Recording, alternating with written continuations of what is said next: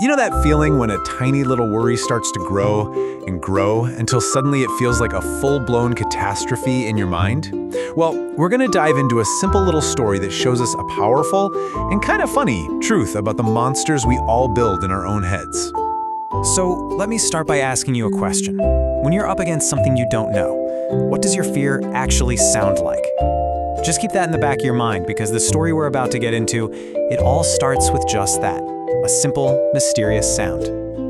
All right, so let's set the scene.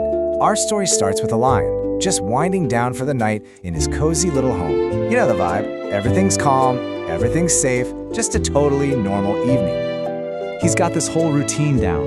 He reads his favorite story, sings a little song, flicks on the nightlight. He's basically created this perfect little bubble of safety around himself. And then, right as he's about to drift off to sleep, he hears it.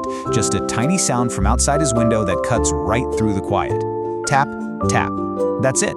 Simple and completely unexplained. And this is where it gets so interesting. It's amazing how fast that tiny, unknown sound triggers this huge, fearful reaction. Bam! That safe little bubble he built, it just popped.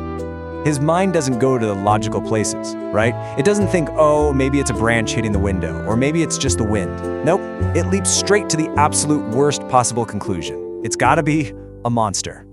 So what does he do? He starts gearing up for a fight that is only happening in his imagination. He grabs a baseball bat. He even puts on a bicycle helmet for protection. He's getting ready for a full-on battle. So as he's creeping towards the window, the sound keeps going, but listen, it's starting to change in his head. It's not just a simple tap, tap anymore. This is just a brilliant way to show how the sound is getting more frantic, more menacing inside his mind. It's escalating. You see, his fear is feeding the sound, and the sound is feeding his fear. It's a total feedback loop. And just like that, the lion's fear hits its absolute peak. That little tap-tap from a minute ago, oh, that's long gone. It has completely transformed into what he is now sure is the biggest, scariest monster that has ever lived. He's completely overwhelmed. He totally abandons his mission at the window. He drops his brave act, and he does the only thing his terrified brain can think to do. He bolts and hides under the bed. He's totally paralyzed by a creature that, remember, only exists in his imagination. So, the big question is, what is out there making all that noise? What is this horrifying beast that's turned our mighty lion into a shivering mess? Well, the reality couldn't be more different from his fear.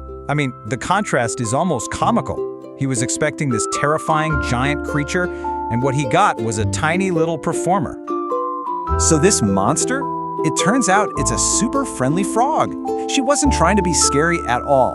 She just got some new tap shoes, and she was really excited to show off her dance moves. And in that moment, as he peeks out and sees this tiny frog, the absurdity of the whole situation just hits him. Hiding under the bed, wearing a bicycle helmet, holding a baseball bat, he must look and feel completely ridiculous. So yeah, it's a charming little story, but it's so much more than that. It's got this really powerful lesson that goes way beyond just lions and frogs. This story is a perfect illustration of something we can call the imagination trap. It's like this mental shortcut, a little glitch our brains have. Think of it like our ancient, survival-focused software trying to run on modern hardware.